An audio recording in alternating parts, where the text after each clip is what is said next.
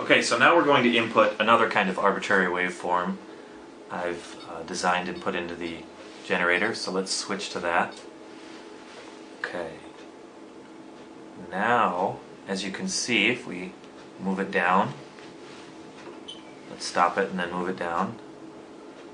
Okay, you can see it's kind of a stairs step design, and there's two of them. And let's say, for example, we want to trigger from the middle step to the middle step. So let's set it to the rising edges, since they're both two different designs.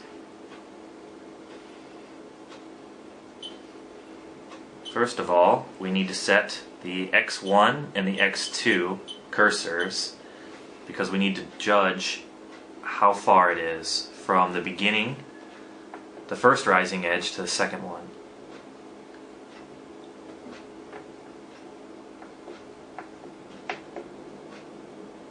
Okay, so let's slide that over.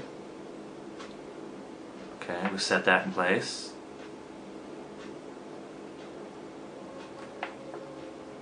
Now we set the X2 to the other middle rising edge. Okay, now we can see it's about 276 microseconds. Okay, so now we need to go to our interval trigger type.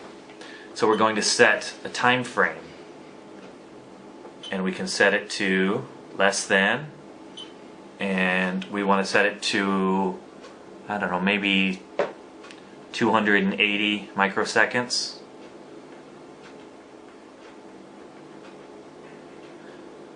And then we should see it triggered if it's less than that. Okay, so we're at 300, you can see it's triggered. Okay, 250. Yeah, so, okay, 328, it's triggered there.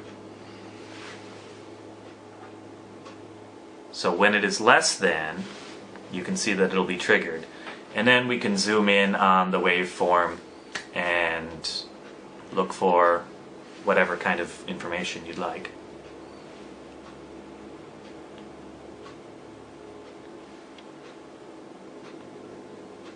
Yeah, so you can slide over the zoom and just see in detail, just get right in there if you'd like. Okay, so that's what the interval will do. It'll set a time frame for you, and then you can have it triggered in a specific area based on the time.